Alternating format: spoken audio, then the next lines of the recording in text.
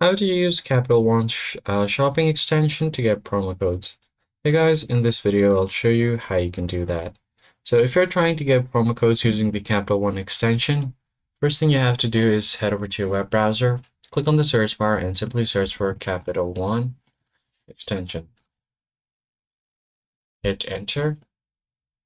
Now go to Chrome Web Store and you'll find the Capital One shopping extension.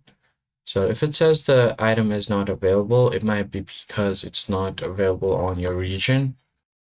Now you can just go ahead and click on this extension right here, Capital One Save Now, and then add this to Chrome.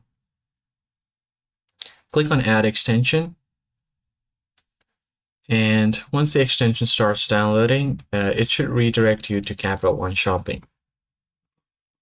As you can see here, you will get on the starting page for Capital One Shopping, and all you have to do now is it will automatically track your orders, and where applicable, it will provide you with discount codes when you add this extension. So that's pretty much it, guys. I hope this tutorial was helpful, and I'll catch you guys on the next one.